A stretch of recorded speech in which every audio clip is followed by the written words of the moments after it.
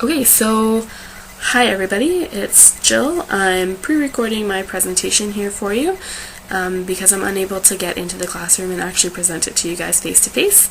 So unfortunately we will lose that open discussion aspect of the presentation, but because it is on Blackboard, we do have the option of discussing it on there, and if you have any questions, please feel free to ask, and I will answer them as soon as I can. That being said, I guess I will just get right into it. So the project I chose to review for this presentation is the Te Kotahi Tana project. It's a project that comes out of New Zealand, and its main focus is on improving Indigenous achievement within mainstream high schools in New Zealand. So there's a couple of reasons I chose to look at this project. Firstly, my own personal interest is in Indigenous education, not only improving their achievement, but also improving their relationship with the education system in general. The other reason I chose to look at this project is I have a little bit of first-hand experience with it. As I think most of you know, I did my teacher's college in New Zealand, and so as part of our curriculum, we were taught about this Te Kotahi Tana project as it's relatively new, and then I was even lucky enough to be placed in a high school that participated in the project on my second practicum. So for me it was really neat to see, to not only be first exposed to this kind of new concept behind Indigenous education, but also then to see it into practice and get a little bit of feedback from the students and the teachers as to how it was going, and if they were seeing any improvement or changes within the school. So I guess a little bit of background just so that you know who it is exactly we're talking about and who the project is focusing on. So the project itself is actually a professional development program, so it does place a lot of focus on the teachers within mainstream New Zealand high schools who participate in the project, and then the students that they are focusing on are the Maori students, who are the Indigenous population in New Zealand, and really focusing on getting their opinion and their voice heard within the changes that they want to make to the education system. So the case study that I looked at was called Te Kotahi Tana, a case study of a repositioning approach to teacher professional development for culturally responsive pedagogies. And it was reviewed by Hines, Sleater, Hindle, Savage, Pinatito, and Meyer. So again, I just looked at this case study to get further insight to the project and how successful it has been, and what teachers think about the project and the professional development that they receive in order to support their students within the classroom. Okay, so what is exactly Te Kotahi Tana? So the word Kotahi Tana within the Maori language actually means unity, which I think is quite fitting, and obviously was no accident when they were selecting a name for the project.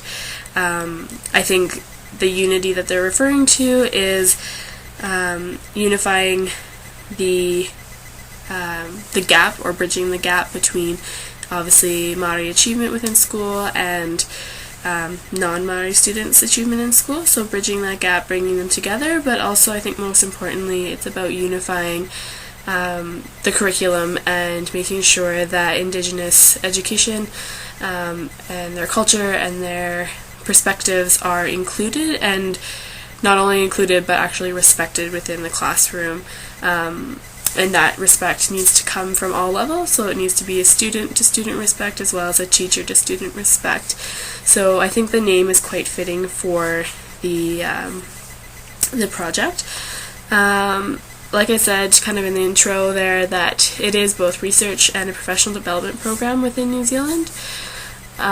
So the research part started in 2001, and it asked year 9 and 10 Maori students, so these are students that have just entered high school, mainstream high schools, and asked them to share their experiences within New Zealand classrooms. So that's anywhere from their thoughts on what they are learning to how they're treated in the classroom from both other students as well as teachers, and just their overall experience day to day within the high school.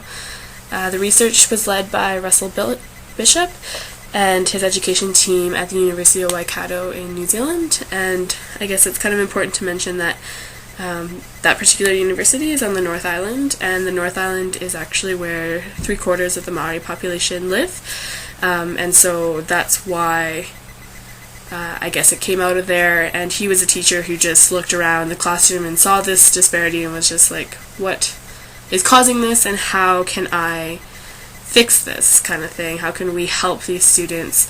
And he saw the opportunity to help them from actually asking the students, well, what is it that is wrong? What is stopping you from continuing on through high school and graduating and going beyond there? The project's audience is obviously the Maori students themselves, but also really aims to support New Zealand teachers in terms of their professional development and how they can then support their students. I think it's sometimes missed that the teachers also need the support in order to support the students who want the change. It can't just come from the students, and the teachers can't. So I think oftentimes they're just kind of left hanging and kind of like, oh yeah, sure, we can make this happen, but I'm here to support you to make that happen, but they're not receiving any support themselves. So I think that that's something that's really important, and I think a key point to the project. I think also it also aims to support other global Indigenous education initiatives. So I know that Canada has looked at this project and maybe looked to see how they can modify it to obviously fit our education system, and how we could support our First Nations students, because the problems in New Zealand are not that different than the problems that we have here in Canada. Okay, so prior to the introduction of Te Kotahitana, and what probably Russell Bishop was seeing within schools, mainstream high schools across New Zealand, was that there was an overrepresentation of Maori students in special education programs. He noticed that they were leaving high school before graduating, so a poor graduation rate. They were overrepresented in expulsions and suspensions, and that they were poorly engaged within the classroom if they were at school at all. So I know that we read Kevin Gostein and Carl James's Racialized Students Resisting, and within that article they talked about kind of the fight or flight theory of minoritized youth.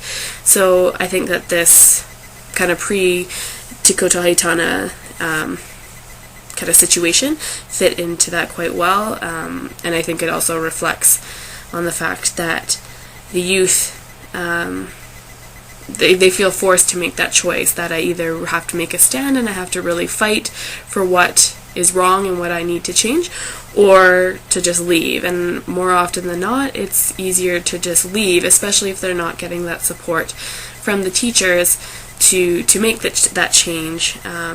So I think that is an important thing to note. And I think that if the youth do feel that support, and then the teachers are supported themselves to support the youth, then good things can come out of that. And I think that that's why in these schools that practice Te Kotahitana, they've seen such a drastic change in their graduation rates, and in the special education programs where less and less Maori students who didn't typically need to be there are now just in, mainstream classes and doing just fine. So there has been positive changes. So kind of some of the assumptions that were made about Maori students in general, kind of before the Te Kotahitana project came about, is that the reason for the low achievement in school is typically just because they're Maori students. That's the reason. It's because they're Indigenous. I don't know how to deal with them. I don't know how to get through to them, is some of the comments that the teachers made throughout the article. I feel they felt lost. The teachers felt lost, and then the students felt, because they can sense that. And this is a theory, this is called deficit theorizing. And so it's not looking at the instructional practice, it's kind of blaming the students for the reason that they're failing, and not really looking inwards and saying, well, what is it about our instruction that is failing them, instead of saying, oh, the reason that they're failing is because they're Maori, that's just the way it is, kind of thing, which often results in kind of a lose-lose situation, because the teachers expect low engagement, the students sense that, and therefore that's what they provide. And teachers just, according to the case study and what they were hearing, was that it was easier for the teachers to just kind of avoid the problem rather than face it head on and to ask the students, well, how can we better this, and how can we help you? Because they didn't know where to go from there, they didn't know how to help. And I think that's a similar situation in Canada, is that they don't know how to necessarily reach the First Nations youth, because there's just been this historical tension and just disparity between them, and they just don't know how to mend that and how to unify that, which is why Kotahitana was such a fitting name for the project.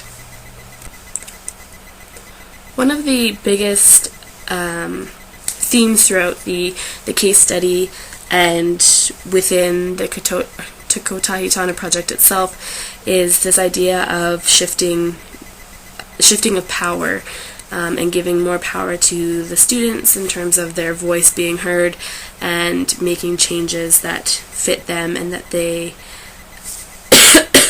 need. So the article breaks this down into two different approaches to professional development in regards to this power shift. So the kind of old way, or pre-Kotahitana way of approaching professional development, is this technical or rational approach. This approach is quite linear. Teachers then go to these PD days where they're led by experts, so experts in the field of Māori students, let's say, for example. So they're getting this kind of top-down support from people who are quite disconnected from the Māori students that these teachers are working with on a day-to-day basis. Teachers are provided with the knowledge and skills to use with these Māori students, but they're not given necessarily support beyond this professional development experience. And like I said, it's a very top-down model. Here's the information, here are the skills, go forth and change the world, kind of thing. So instead, in what Russell Bishop and his team decided to kind of adjust when looking at the Kotahitana approach, they made it a really reflective practice. So the support is continuing. So instead of just, here's one session on how to deal with it, we're going to come into the school and support you and actually see how it's going within the classroom, and ask you, how's it going, kind of thing. So they have a team that was working within the schools with the teachers on how to better serve their Māori youth. And the kind of key difference is Kotahitana really emphasizes unlearning deficit theory. So that, to me, I think is probably the most important thing to do, is that we need to break down the barriers and stereotypes and assumptions we have about these particular group of youth, and before we can build up a new relationship and shift that power to the youth and make it a more youth-led and driven education. You can't just build a relationship on top of a foundation that is already broken, right? So that relationship that they have needs to go. So that's a really important difference between the two. And also they like to build this relationship through Māori concepts. So they had particular concepts and ideas about life and learning, and so they like to use those within the classroom itself. And I think they're all concepts that they're not just specific to Māori youth, they can be applied to all youth within the classroom. And again, the teachers are led by student voice instead of top down. So it's this kind of bridge between the teachers and the students, instead of being the teachers being told by someone and then the teachers telling the students what they learned from this other person, because unfortunately for teachers they're kind of that middleman between the two, and that often I think is where the frustration comes from, and where teachers feel unsupported to support their youth because they are caught in the middle. Okay, so as a result of the Te Kotahitana approach to professional development, we see a culturally responsive pedagogy as a result. This pedagogy is all based on work by Paulo Freire, who we're all quite familiar with, and again it's just about authentic valuing and respecting of Māori culture within the classroom and beyond, really. It's about teachers really believing in what they're saying and believing in what Māori culture has to give to the curriculum, and really valuing it and valuing their students and valuing their opinion. And I think just here's a quote here from the article or the case study that just really kind of sums up the entire concept, is that Te Kotahitana attempts to help teachers build a reciprocal relationship with students through Māori concept, whereby knowledge is co-constructed within the classroom. So again, that's just a nice quote that I think sums up the entire idea behind the project, and really fits into what we've been talking about throughout the year. Okay, so now I'm going to talk about the strengths of the project, and then the strengths that were mentioned within the case study as well. So the case study stated that teachers and students reacted mostly positively to the project. Māori achievement within schools that have chosen to participate in the program have been improving since its implementation. They've noticed that there's been a strengthening relationship between the Māori community and the non-Māori community, so it's actually stretching beyond the walls of the school, and is encouraging just better relationship in general. As we all know, students don't just take what they learn in the classroom and keep it there. They take it home to their parents. So those students who are maybe not Māori are taking some of those concepts that they're learning within the classroom, and they're going home and saying, you know what, look what I learned, Mom and Dad, and this comes from Māori culture, and that helps break down barriers and assumptions about that entire culture, not just the youth within that culture. So I think that that's a positive that even goes beyond what the program is looking to achieve. And then it also creates a dialogic learning community, so it's encouraging that open dialogue between students and teacher, and just getting that student voice again into the curriculum and into their learning, and finding that connection. Okay, so as with anything, there are strengths and then there are challenges and limitations. So one of the first challenges or kind of things that I noticed was that the project is a little bit contradictory.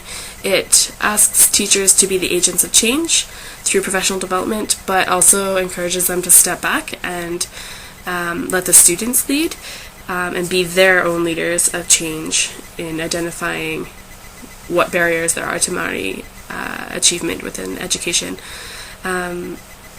I think the best way to kind of maybe step around that, or maybe change your perspective on that challenge, is that to look at kind of separate into two different realms. So teachers in their professional development realm, I think, are encouraged to be agents of change, in saying that, listen, I appreciate the skills and experience that you're bringing to me from this kind of top-down format, but that's not really working. There is a huge disconnect between what you're telling me and what I'm going to use in the classroom. It's not working, basically. So being the agent of change within that professional development and saying we need something different. And then when they go into the classroom, they need to let the students be the agents of change and encourage their voice, so that they can take that back to their professional development and say, look, this is what I learned, and this is how I'm going to be an agent of change within this realm. So it's really about separating the two, and unfortunately for teachers, they have to be that floater between the two and needs to kind of act as a chameleon and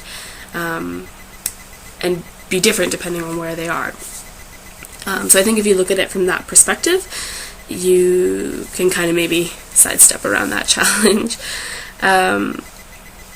There's also the concern that the project doesn't identify if there's any other Māori achievement programs running simultaneously. So yes, there's been improvement, that's great, but is it solely from Te Kotahitana, or is it from other programs that are within the curriculum or within the school? Certainly there are schools in New Zealand that don't participate in Te Kotahitana, and they've also seen Māori achievement increase. So that was something concerning, that it may be a little bit biased. Also, there's a concern, this came more so out of the case study, that some of the teachers were a little bit concerned with so much focus on the Māori culture that they're reverse discriminating against those non-Māori students, which I think is just a reflection and an important point that teachers need to balance that within the classroom.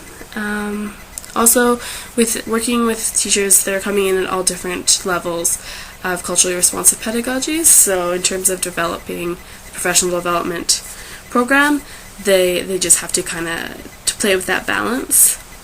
And also the need, I think that when you're looking at the two approaches to professional development, and working with Indigenous populations, that there needs to be a balance between technical rational approach and the Te Kotahitana approach. Certainly student voice is great, it's effective, but they also teachers need to have that structured skill and knowledge from those who are experts on the subject, in order to make that connection between the students and the experts. So it's just about that balance, and again connecting those two realms, and that's being where the teachers can be the agents of change in making a difference for Māori students. And like I say, this together, I think that this project is important for all Indigenous education. I think that it really speaks to a lot of the challenges that commonly are faced in countries dealing with an Indigenous population and their achievement within the school, and not just without their achievement, but their engagement and their feelings within the school. So that being said, that's pretty much my presentation. I do have a video that I'd like you guys to take a look. It's just the student perspective on the project and how they felt prior to Te Kotahitana and how they kind of feel afterwards. So please check it out, and if you have any questions, let me know. Thanks, bye!